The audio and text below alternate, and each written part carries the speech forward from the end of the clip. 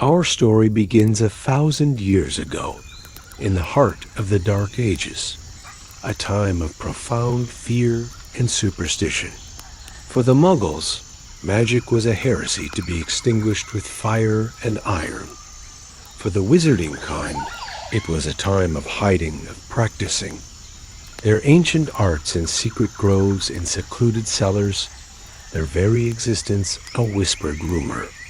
In this fractured world, 4 brilliant souls, magnets of magical power, found their paths converging, drawn together by destiny and a shared, desperate dream. Imagine first Godric Gryffindor, a man born in a wild, windswept moor. He was broad, of shoulder and heart, with a mane of red hair that matched the fire in his spirit. His magic was bold, direct, and powerful. He could turn a boulder into a charging boar with a flick of his wand, and was already considered the most formidable duelist of his age.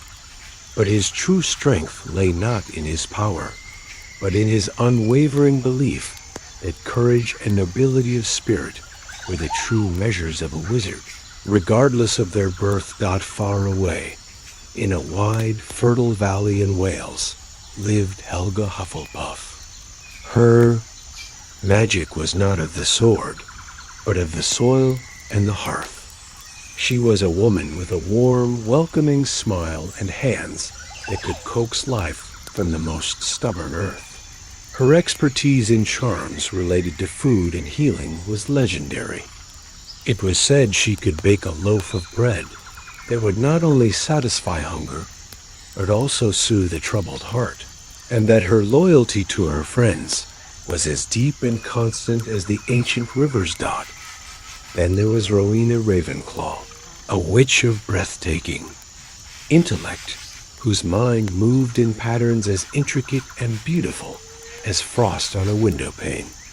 They said she was born with a thirst for knowledge that could never be quenched. Her magic was precise, elegant, and cerebral. She spent her days in ancient libraries, devouring forgotten texts, and her nights charting the stars, believing that wisdom was the greatest treasure one could possess. She was the architect of thought, the enchantress of logic, and finally, from the misty, eerie fens of the east, came Salazar Slytherin. A master of potions, his cauldrons bubbled with concoctions that could alter the mind and suspend death. He was a legilimens of terrifying skill, able to read the deepest thoughts of those around him, and he held the rare and often misunderstood gift of Parseltongue, the ability to converse with serpents. His experiences with Muggle persecution had carved a deep mistrust in his soul. He was aristocratic, ambitious, and fiercely believed that the ancient secrets of magic should be protected at all costs, preserved only for those of the purest wizarding blood. These 4 titans of magic, each a legend in their own right, eventually found each other at a secret conclave of wizards, a desperate meeting held in the dead of night to discuss their survival. As they spoke, a powerful recognition sparked.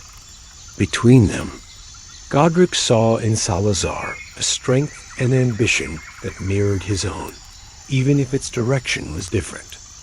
Helga felt an immediate kinship with Rowena's desire for a better world, while Rowena was fascinated by Godric's raw power and Helga's intuitive magic. Salazar, for his part, recognized in the other 3 a power great enough to change the world.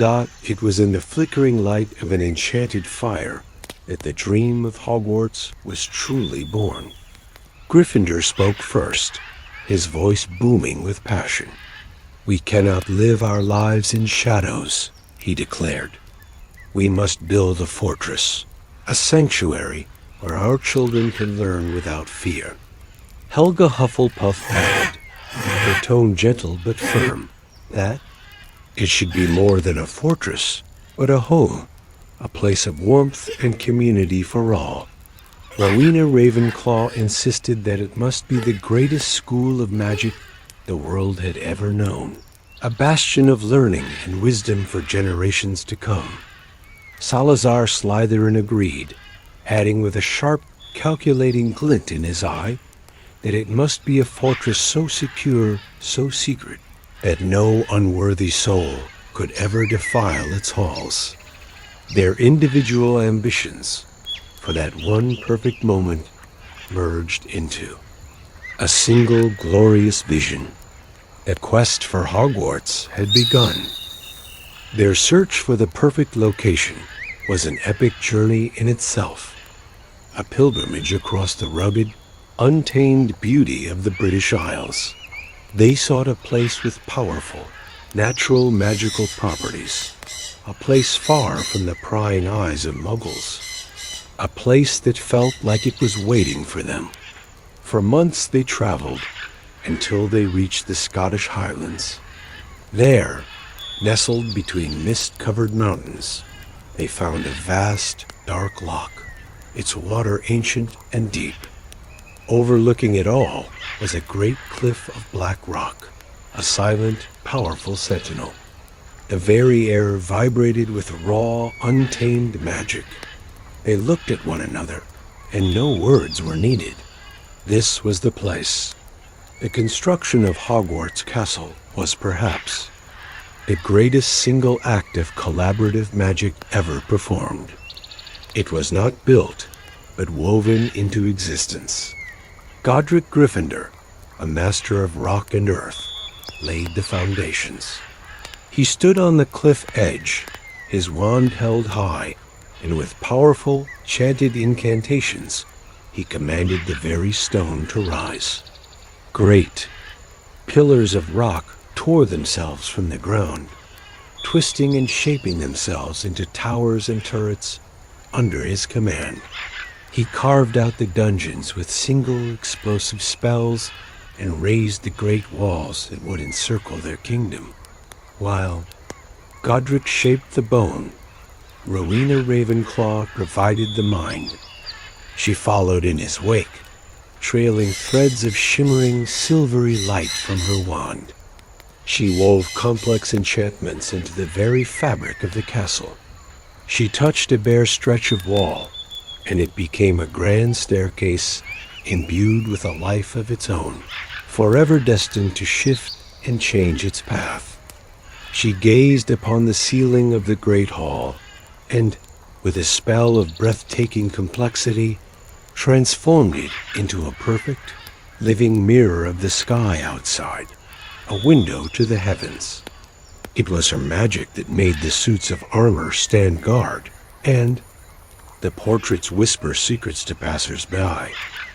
Helga Hufflepuff, in turn, gave the castle its heart. She walked the grounds, singing a low, ancient song of the earth. Where she walked, the soil became impossibly fertile, ready for the greenhouses that would one day hold the world's most wondrous magical plants. She found a spot deep within Godric's stone foundations, and placing her hands upon the rock, she coaxed a vast, warm chamber into existence, the kitchens. She tied the magic of the house elves to this room, ensuring that any student who was hungry or sad would be cared for. Her magic was the magic of life, of community, of unconditional welcome. And Salazar Slytherin, a master of secrets and water, added the castle's veins and mysteries. Using Parseltongue, he commanded the great loch to feed the castle, whispering to the water and convincing it to flow through hidden pipes he had laid, creating the first magical plumbing system. He carved out his own common room deep beneath the lake, its windows looking out into the silent green world of the Gryffindors. And the giant squid, a chamber that reflected his own deep and ambitious soul. He delighted in creating hidden passages, secret rooms, and doors that would only open for those who knew their specific secrets. ensuring the castle had layers of defense beyond its stone walls. The final act of their creation was to cast the Great Ward of Protection. The four of them stood at the four corners of the grounds, and at the same moment, they raised their wands to the sky. A beam of brilliant gold shot from Gryffindor's wand, a warm, steady yellow from Hufflepuff's, a shimmering, intelligent blue from Ravenclaw's, and a sharp, cunning silver from Slytherin's.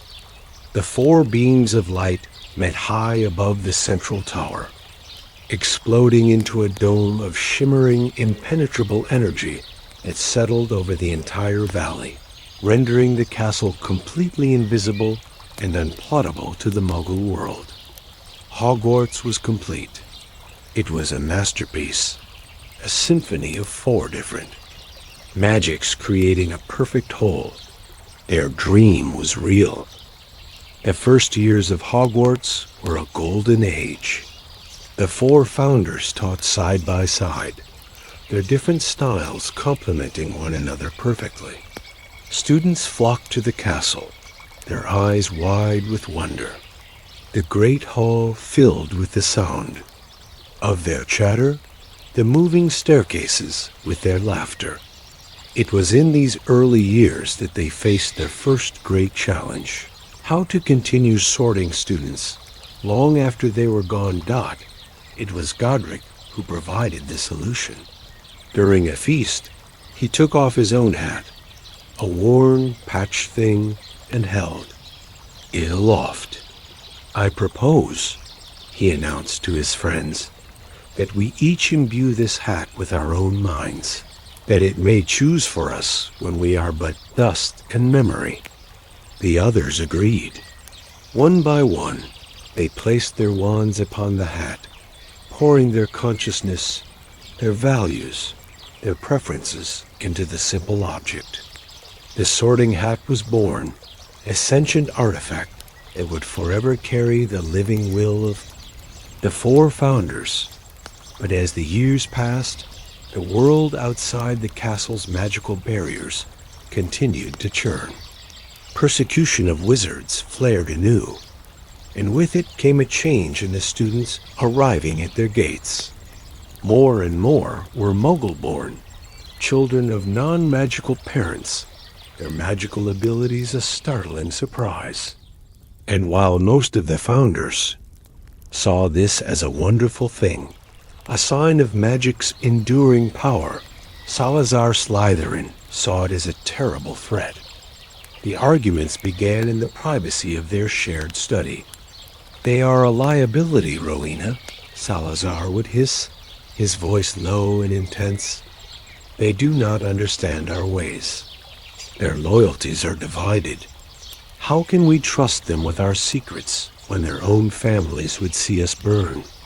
A mind is a mind. Salazar, regardless of the blood that flows in its veins," Rowena would counter, her voice calm and logical. "To deny a brilliant child an education simply because of their birth is the height of foolishness. It is a waste of a precious resource." Helga would often intervene, her tone pleading. "Every child who comes to this castle deserves to feel safe. They deserve to be part of our family. That was our promise, Salazar. I will teach the lot, and I will treat them all the same." The most heated clashes were between Slytherin and Gryffindor. "You are blinded by your prejudice," Godric would roar, his hand tightening on the hilt of his sword. "I have seen more courage in a single Muggle-born child facing a bully than in a dozen of your so-called pure-blood sycophants. Bravery chooses its own heart. It does not ask permission of a family tree." Salazar, his face a mask of cold fury, would reply, "You call it prejudice. I call it prudence. You call it bravery. I call it recklessness. You would invite the fox into the henhouse and call it an act of courage. I will not stand for it." The cracks in their foundation were deepening, a philosophical poison seeping into the heart of their magnificent creation. The dream was beginning to fracture. The end came, as it so often does, from a single final argument that could not be resolved. A young, exceptionally gifted Muggle-born witch had been admitted, and her talent and charms was already said to rival that of the young Rowena, the other. 3 founders were delighted. Salazar was appalled. He saw her not as a prodigy, but as the ultimate danger, a Muggle born too powerful, too clever, who might one day turn the castle's own magic against them. He demanded her expulsion. Gryffindor refused outright. The argument that followed was the most terrible the castle had ever witnessed. It was not just a clash of words, but a violent duel of ideals. Spells of emerald green and blazing scarlet lit up the great hall, shattering stone and scorching tapestries. The 2 friends, who had once stood side by side to build a kingdom, now stood opposite each other, intent on tearing it down. They were too powerful, too evenly matched, and they stopped, panting, the air thick with the smell of ozone and the bitter taste of broken friendship. There was a long, terrible silence. Salazar Slytherin looked at the faces of Godric, Helga, and Rowena, and he saw no compromise, only what he perceived as their blind, foolish idealism. "So be it," he whispered, the words seeming to freeze the air. "If this is the path you choose, you will walk it without me. I will not remain to see my legacy defiled by those of unworthy blood." His departure was a solemn, chilling affair. He did not storm out in a rage. He simply walked away, his back straight, his presence vanishing from the castle like a ghost. But he did not leave without planting a final venomous seed of his ideology. In secret, in the days before his departure, he had completed his greatest and most terrible creation. Deep beneath the dungeons, he had constructed a hidden chamber, a place accessible only to his own true heir, one who could speak the ancient language of the serpent. And within that chamber of secrets, he sealed a monster born of dark magic, a basilisk, the king of serpents. It was his final, desperate gambit, a weapon left in waiting, to one day be unleashed by his heir, to purge the school of all Muggle-borns. To finish the work he could not. The departure of Salazar Slytherin left a permanent scar on the heart of Hogwarts.